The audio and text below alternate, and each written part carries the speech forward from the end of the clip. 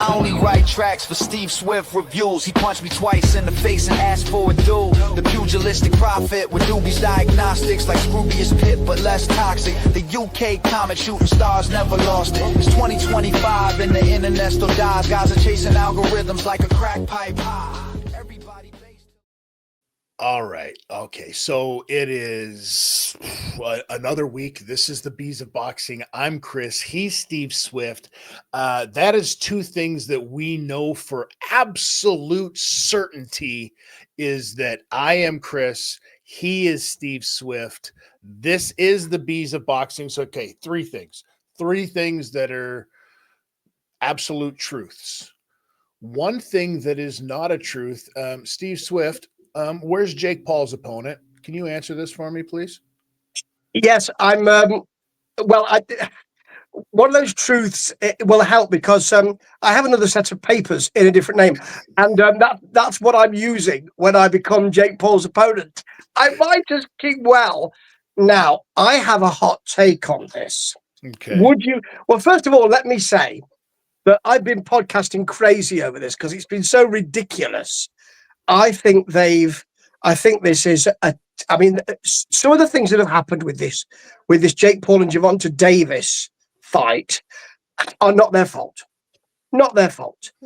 But some of the things that have happened with the promotion and with MVP promotions, like having real clowns on the on the press conference, it still makes me laugh, with fucking excuse my French, balloon animals that they put in front of fighters.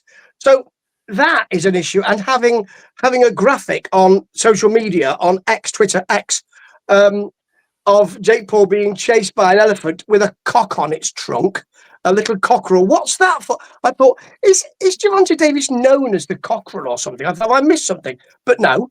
So I don't understand this. Now, the latest thing could not have been foreseen, and it is some legal troubles for Gervonta Davis.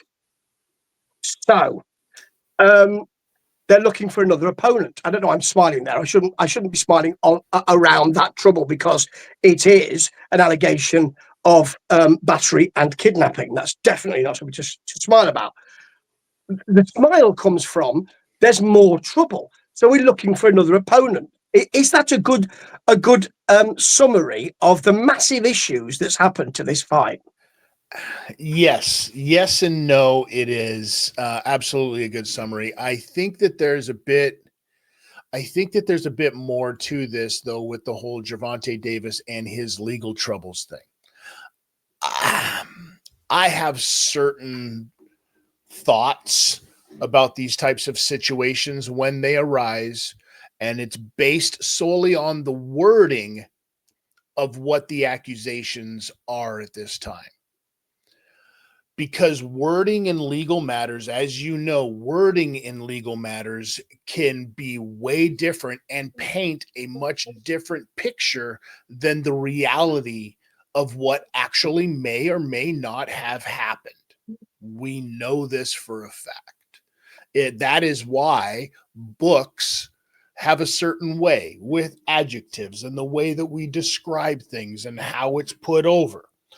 But that said, the claims of battery, aggravated battery, false imprisonment, kidnapping, and the intentional infliction of emotional distress, those are serious words. Absolutely serious words, and have to be looked at like they are the most serious words whatsoever. So what this does is this puts the entire fight, the entire card into jeopardy. Now they've looked at, there's no way. We're talking 2 weeks from now. I don't think that there's any way that they could pull this off whatsoever. So they've already talked about going back to December with something like this.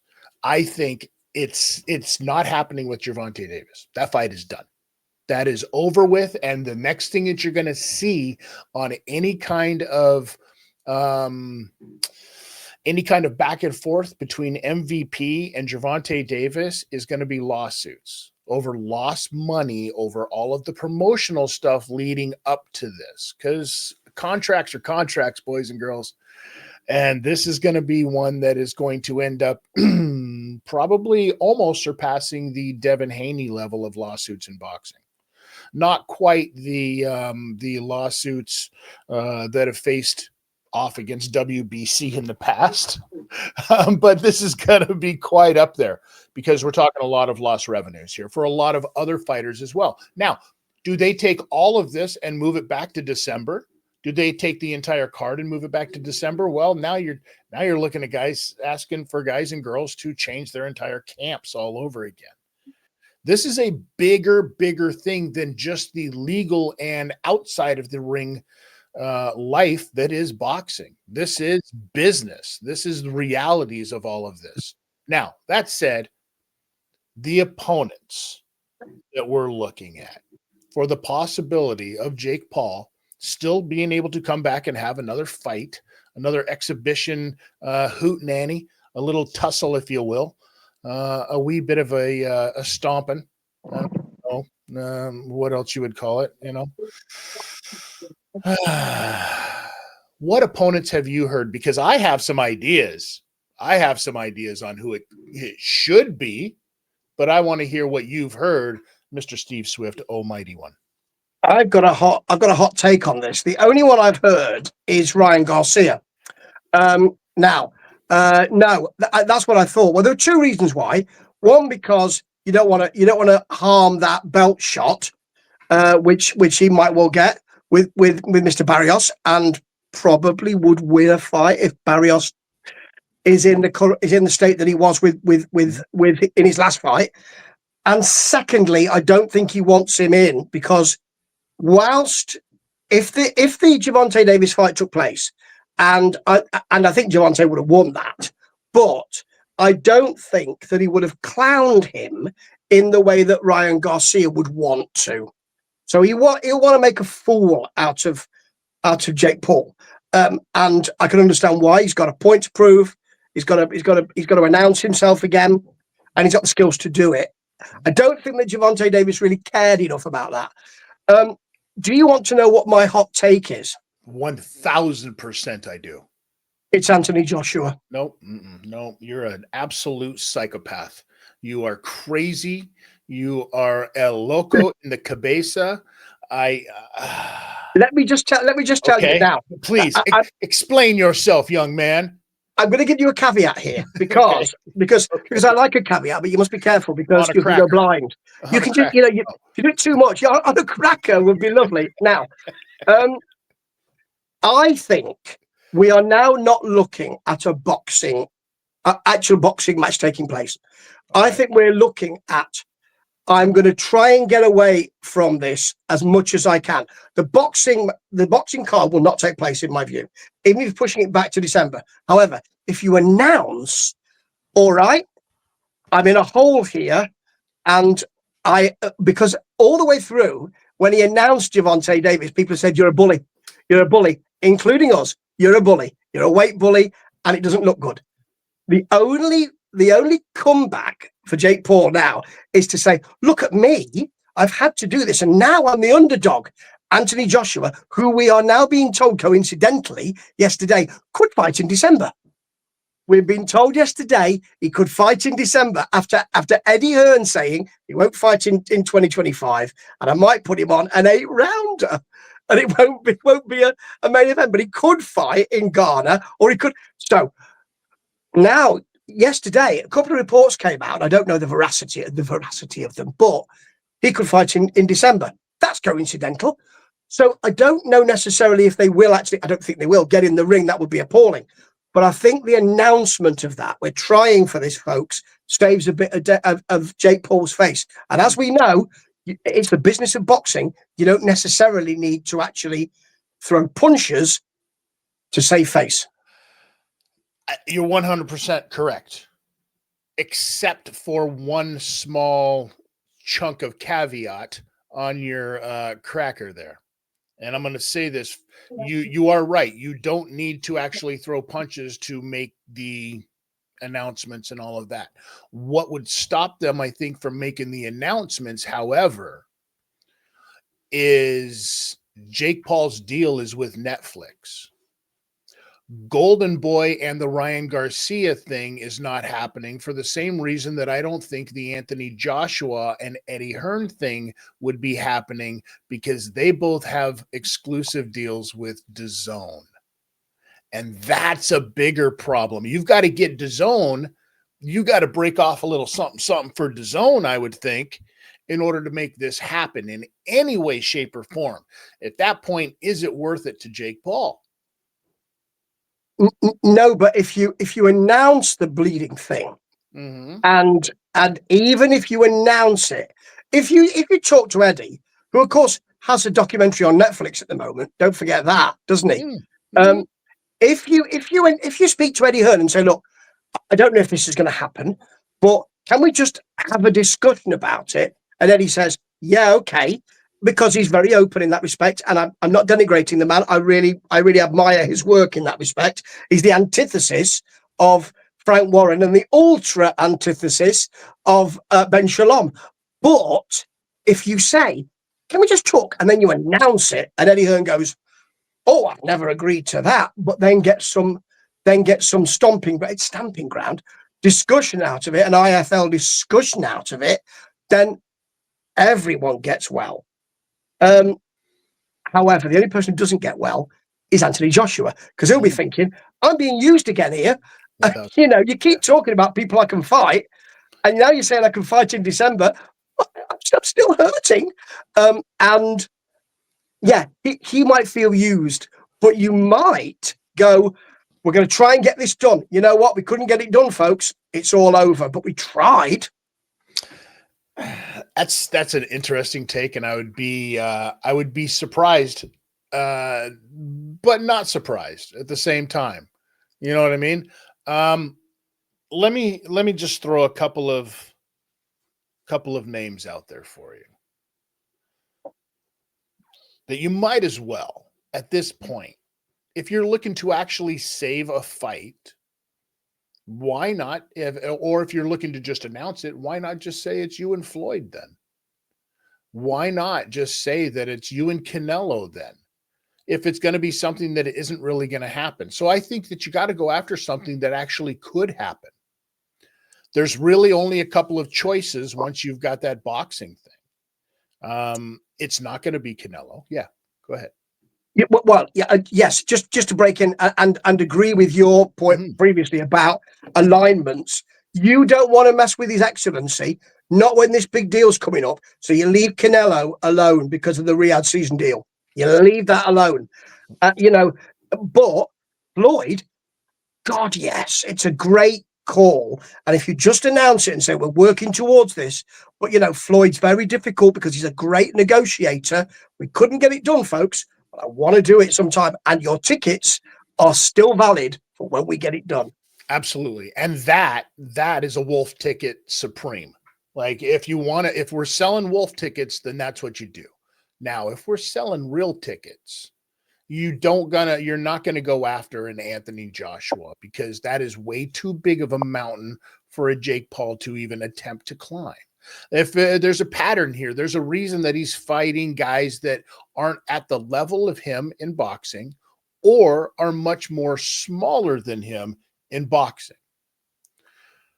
So what if I was to say there was a guy who could probably be ready in December, who likes to fight with both hands, who's just recently had a little outing inside of a boxing style ring recently, not too long ago, who could certainly sell a fight with his mouth to promote it between now and then, but is much smaller than Jake Paul.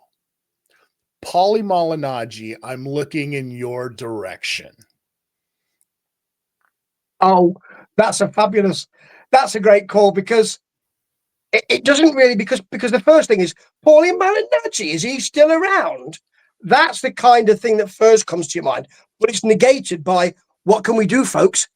Our backs are against the wall. Let's just make this a fun fight. And, we're kind of close in stature, but he's much smaller than me. But it appears that he's closer in stature. He isn't. But He's in your not. mind's eye, Najee fought at 147 as well. Like yeah, we're talking the guy who fights at the same weight class as Gervonta Davis. yes. But in your mind's eye, in my mind's eye, I think because Gervonta Davis just seems quite squat in that respect, whereas Paulie doesn't. So I'm thinking maybe that would be great because Paulie would really talk that up and is talking about getting the gloves back on. But has also said, I go bare knuckle. Now, is he, if we're doing an exhibition, is he doing a bare knuckle exhibition here? Is he saying, Jake, I'll fight you, but it's got to be ungloved? I mean, because the other choices are literally, if it's an exhibition fight, it's against his brother. The only other one that I've heard that is literally the latest one that I've heard that just came across that is on the table actually for him that nobody's really talking about is 79-year-old Rocky Balboa is going to come out of retirement, because if everybody remembers in Rocky 2, he was about 200 pounds. So it's close to that right now. It's the age bracket that Jake Paul looks forward to fighting. If it's going to be in the same weight category, it's got to be at least 40 years his senior. So I think Rocky Balboa is a perfect choice. I must finish you. Go through it. Could you imagine? Yeah, listen, this is, I'm interested to see what actually happens. It's not going to be Ryan Garcia. Oscar has already put his foot down for that same reason that I said earlier. Also because Ryan Garcia, he's got, I wouldn't say bigger fish to fry. I would just say some fish to fry, because it looks like they're trying to set up.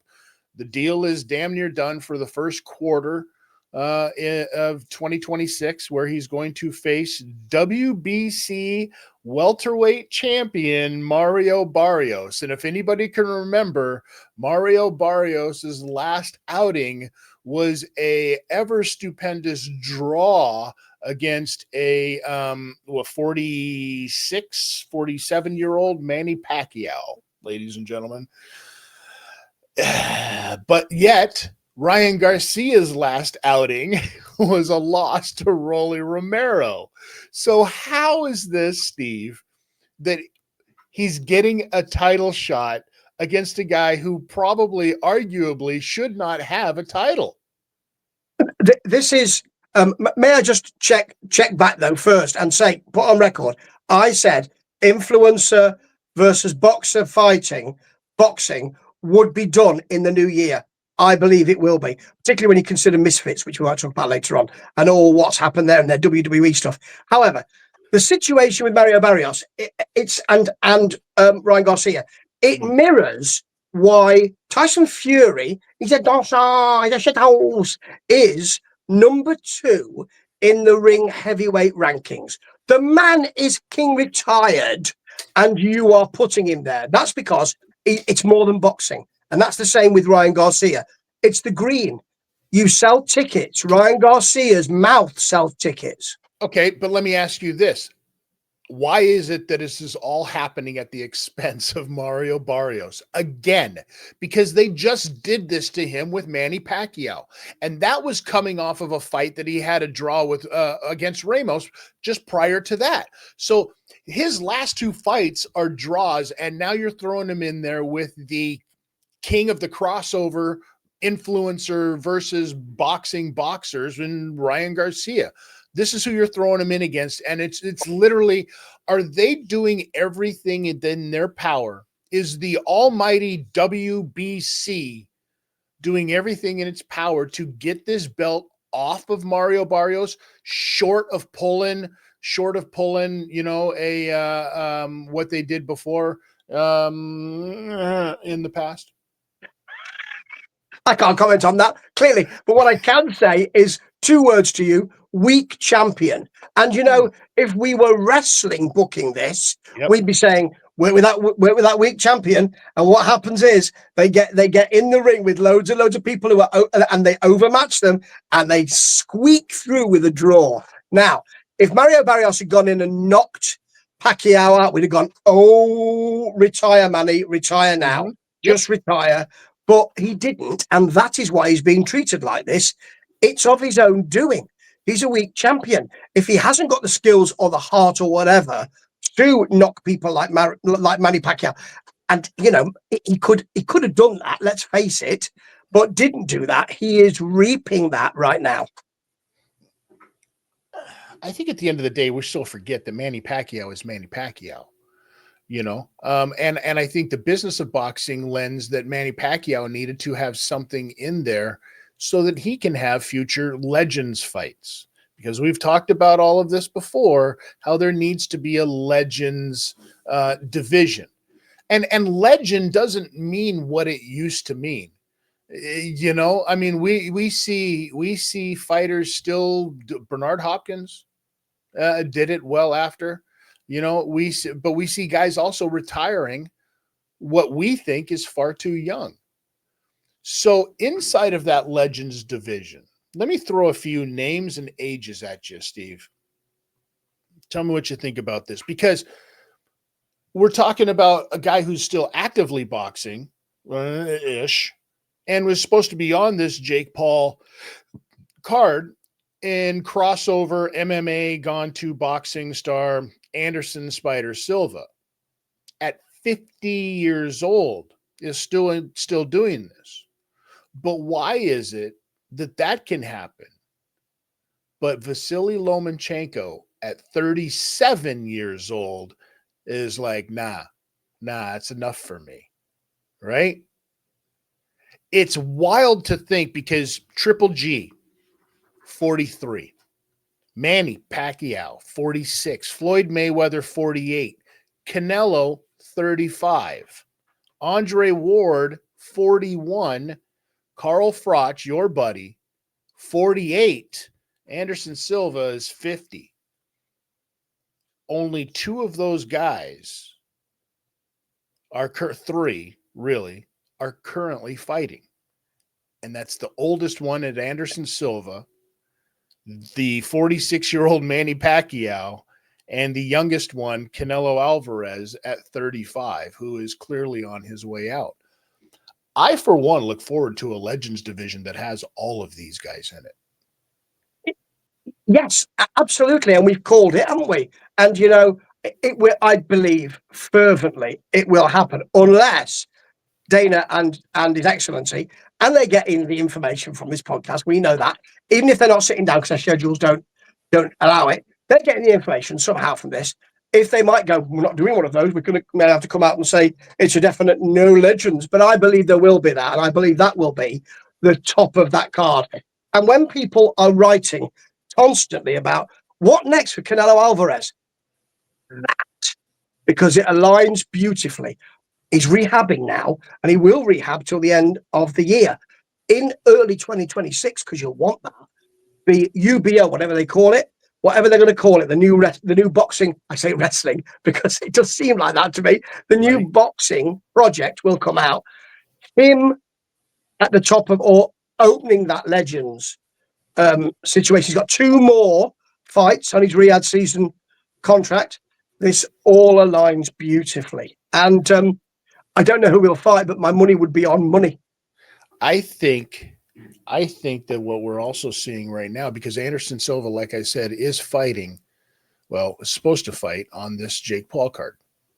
And he's supposed to be fighting UFC legend Chris Weidman, who's in a boxing thing. We've called this here before on this show in the past about who's going to be sitting at the table next year in the world of boxing. Jake Paul is one of those guys, along with Dana, along with His Excellency Turki Al-Sheikh, along with Ben Shalom. And we've said this.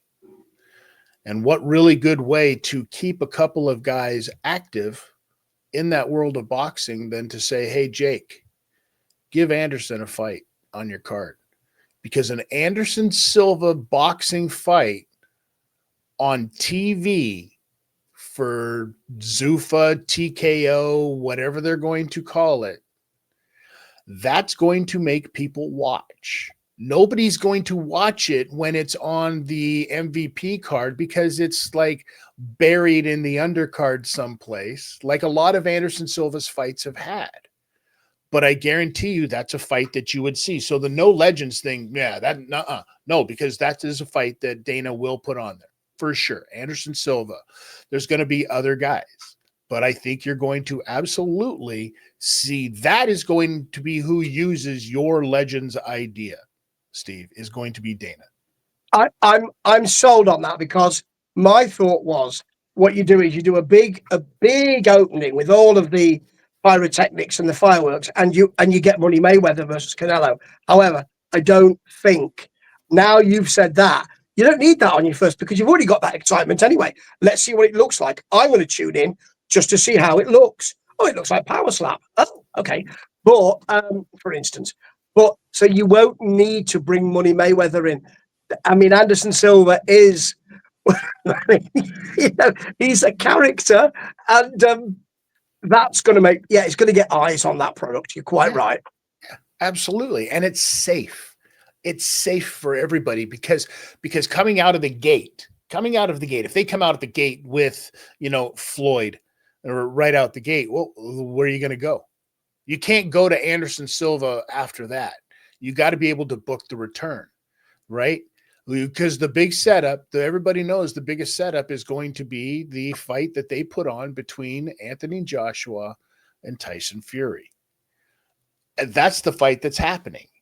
So much so that even Dubois' own trainer is like, Dubois would run it back with AJ if that fight with Fury doesn't actually happen. So even the smart people inside of the business, smarter than us, are sitting around talking about this is going to happen. Now listen, yes, I appreciate your view. However, and I'm coming to your way of thinking, but I have to say, if that's going to happen, you've got to tell Tyson, because he's on TikTok recently saying, yes, I will fight Anthony Joshua, but no one gets any money. It goes to charity.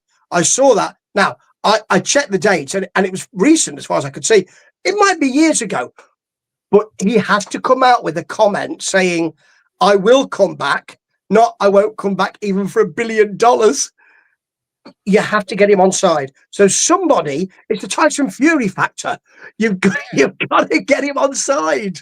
Yeah, absolutely you do, because otherwise he's the selling factor in that fight anyways. Yeah. Anthony Joshua couldn't talk his way into getting laid in a horse prison with a fistful of pardons. Like he does not know how to speak. Tyson Fury will be the one selling that fight. What? Yeah, yes. Hang on. Where are these horse prisons? Are there specific prisons for horse? Have you not? Oh, don't tell me you haven't seen Caged Heat. I mean, we had a TV show called Bad Girls, but they weren't specific horse prisons. We don't have that in our prison community. Oh, I'm sure they have them in the States for sure.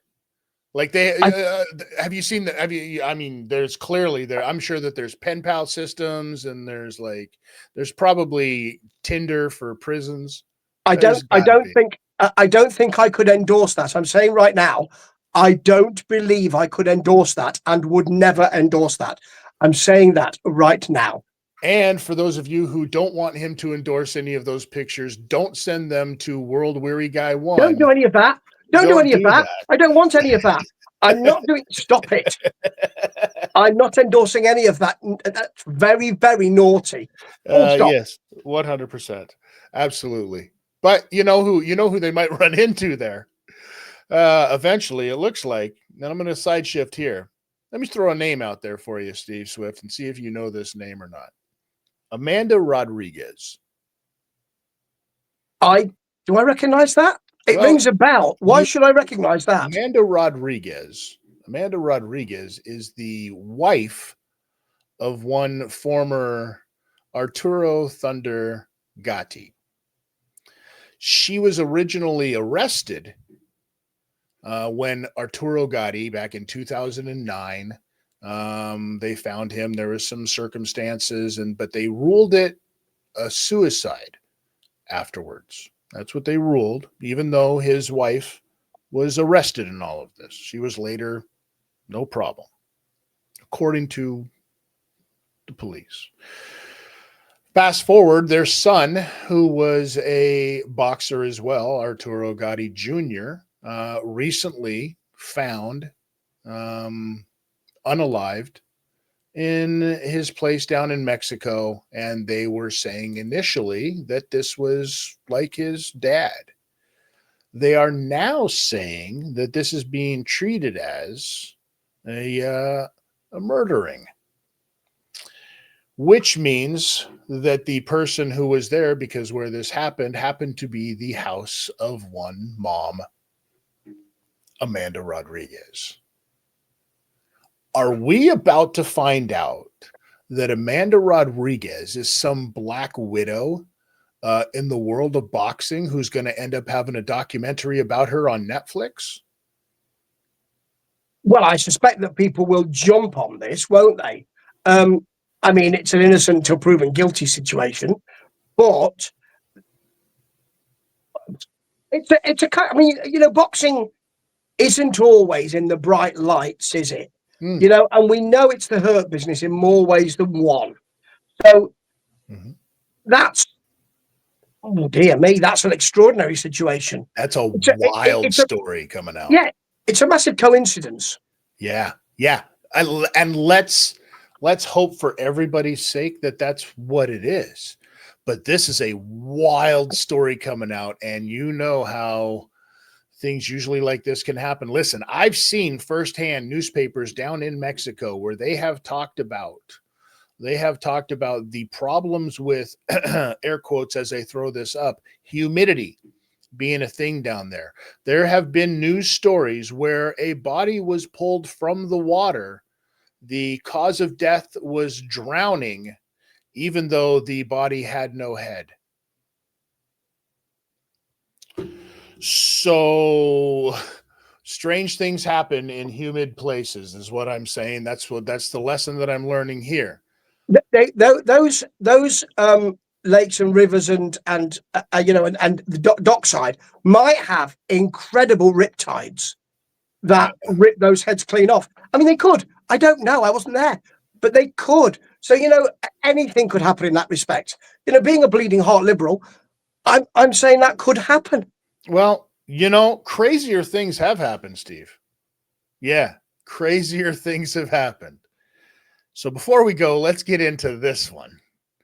Because if we're talking about crazy things, apparently the interwebs, the internet is all up in arms over fights this past weekend for a Queensbury card that was headlined with Zach Parker and Joseph Buatsi. What did you think? I mean, he was robbed. He was robbed. I thought that Zach Parker was definitely robbed because I gave Joshua Buatsi possibly, not even definitely, possibly 2 rounds. I gave him the 2nd round and maybe the 9th round. Now, at ringside, Carl Frampton's card was, oh yeah, it's wide. When they switched to, they had a fan zone. The fan zone around round 8, something like that, 7 or 8, was equal. I don't know. I couldn't see how that could be.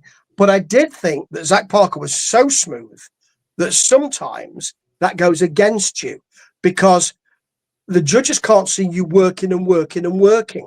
What also, and I said this on my podcast as well, that sometimes the social media and the hoopla around Joshua Buatsi's the coming man. You don't hear about Zach Parker much, you know, on the interwebs, as you say, but you do Joshua Buatsi, and sometimes that affects. I'm not making any comments about judges in this respect, you know, not that kind of comment, but I'm saying that sometimes that affects the A versus B side.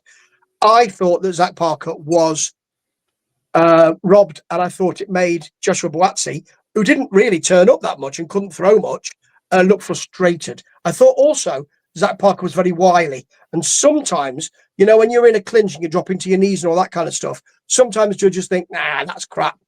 Well, maybe that had something to do with it. outside of a fight with my wife or girlfriend, nobody has ever won a fight on their knees. Okay. And that's exactly what happened with Zach Parker. I don't see it the way that everybody saw it. I kind of see it the way that this whole fight was not as good as everybody seemed to think. Yes, Buatsi did not show up for this fight whatsoever. He looked like he just was not interested in pulling the trigger. The fact that his coach and trainer was giving him advice from outside of the ring, I thought was weird. I think that he was taken out of this fight in the first round. And I think a lot, because we saw in the very first round, he ends up getting popped with something that knocks his mouthpiece out. Referee doesn't see it, doesn't stop anything. And you know as well as I do that because we've seen this before. Anthony Joshua is a perfect example of if you punch him in the mouth first, you take him out of the fight. I think that's exactly what we saw in this one. And Buatsi had someplace else to be after that and just did not want to pull the trigger, did not want to fight. I also think that Parker used way too much of his fancy footwork, you know, to put himself in and out of these positions. Every time Buatsi would look to turn to drop that shoulder to unload something, Parker was on him. He was jumping in. He did a lot of clinching, a lot of holding, a lot of, you know, and picked his shots. I think that the more damaging looking shots in the entire fight were done by Buatsi. So I think that that's probably where a lot of people, you know, look at things completely different. I also don't think that Carl Frampton is a very good judge, but that's just here nor there. Well, I take your point, actually. And, you know, as I say, he probably was he was using his boxing acumen too much. And if the referee was of a mind, he could have said, I'm disqualifying you for doing this, because he did it at least twice in every round after the fourth or fifth, maybe even before. But he maybe was too slick. He maybe was too slick and it was too easy. And what he wasn't doing was dominating the center of the ring because he didn't need to. So I think he thought, I can just box at, you know, I use my jab, I'll box at arm's length, I'll get out of there. And sometimes judges think, oh, well, you know, he didn't really do enough. I still think he was robbed.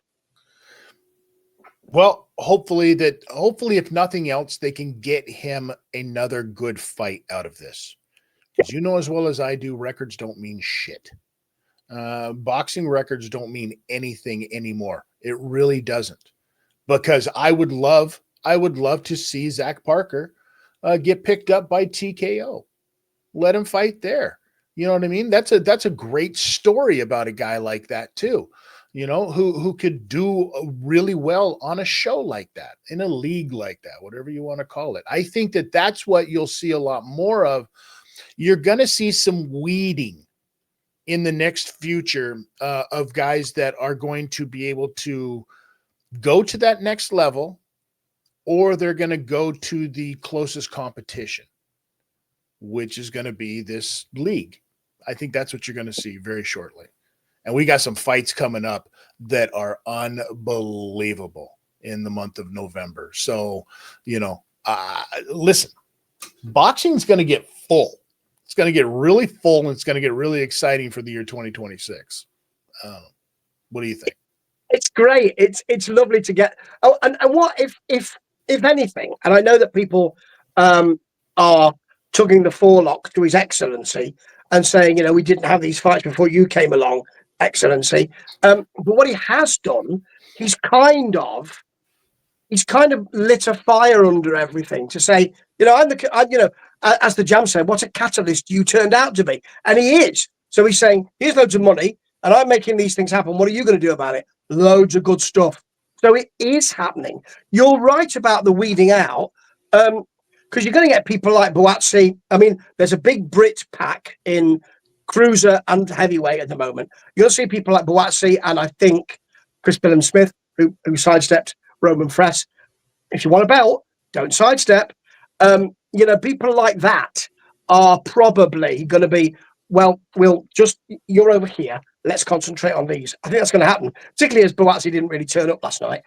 But it does put him in line now for, a possibility at the winner between Benavidez and Yard. So you're going to need a guy like Buatsi to be a good next title defense or first title defense, however the outcome of that fight happens. Yeah, you need meat in the ring, don't you? And that's something that Buatsi can do. I think he could do that, but he's not really a contender based on, because the commentary team was saying, he needs to step up now. This is his time. He's got 3 rounds to turn this round. Come on now. He showed us what he could do, and it wasn't great.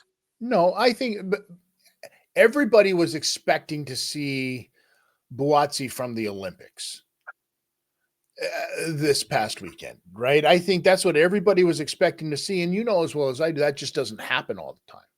For all we know, that guy could have had the shits and been puckering his butthole the entire fight and just wanted to get out of there. That guy could have had a steak the night before, like after weigh-ins and stuff like that, and ended up with a bad case of gout in his right foot and his toe was bothering him. Like, it could be the littlest of things that just takes you out of a fight. None of us will ever know, because those would be really embarrassing things to have to give up to the media. That's for damn sure. I'm glad you said it first. But it's been known to happen. How many times have fights been canceled because somebody's got the shits? They're like, no, they've pulled out of the fight due to an injury in the locker room.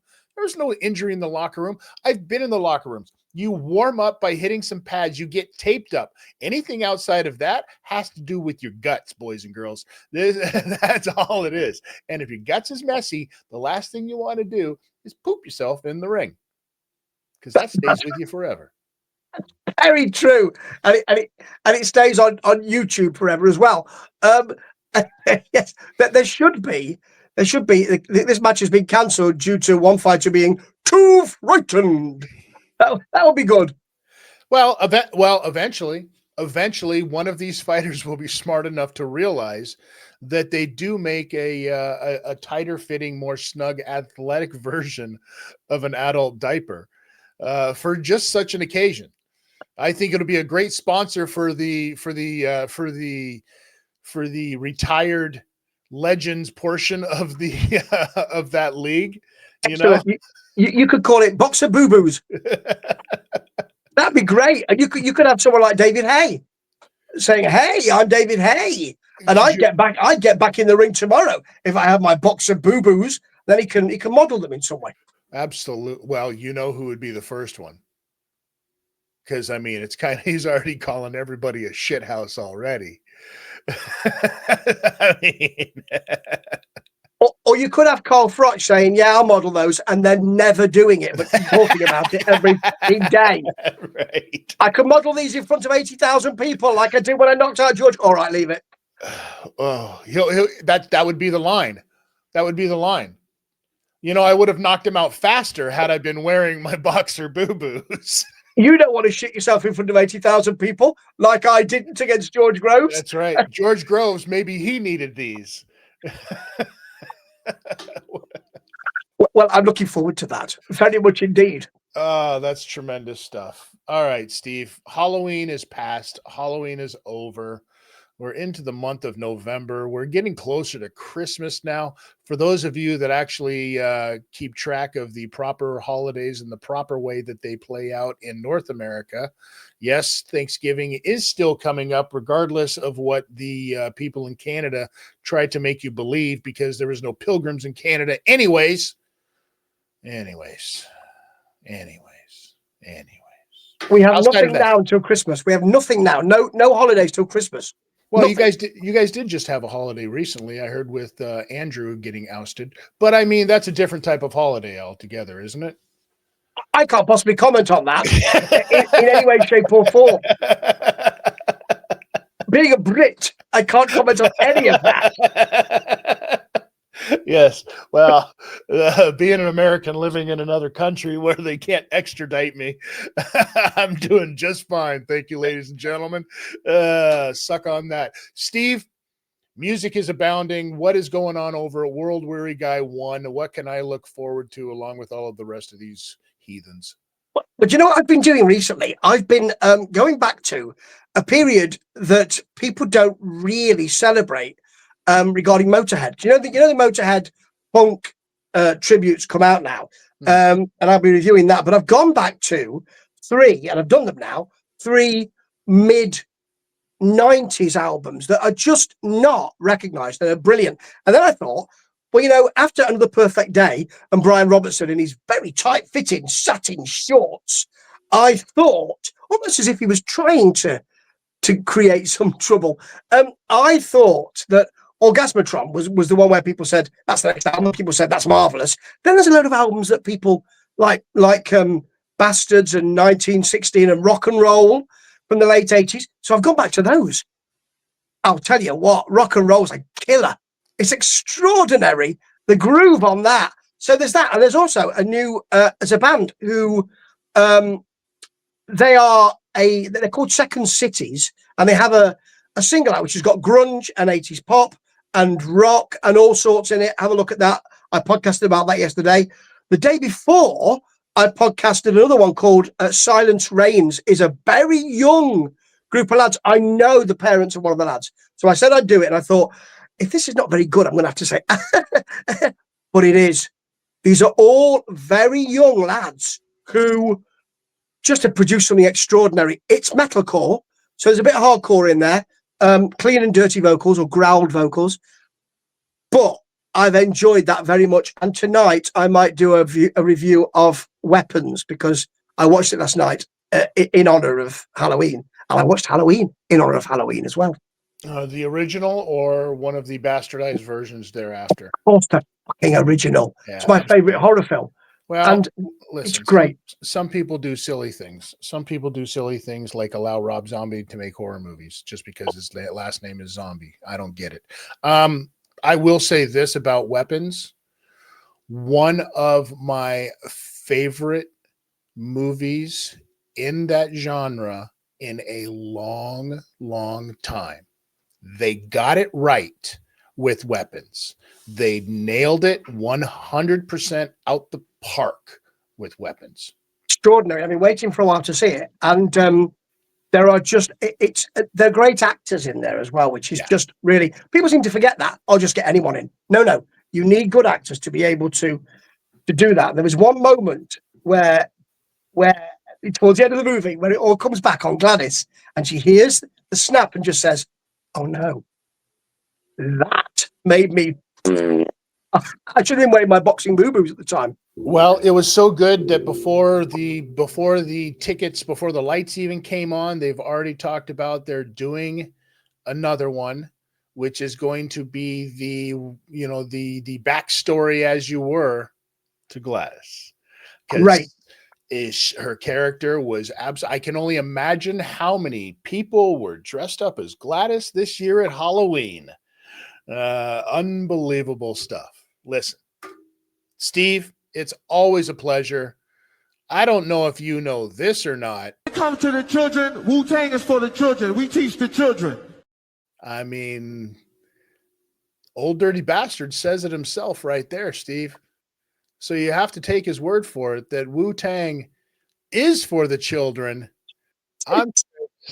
He's Steve. If you got a problem with ODB, then you got a problem with me. And if you got a problem with me, you got a problem with Steve. So Steve's going to come to your house and probably kick your ass. One thing you better make sure that you do is tuck your chin.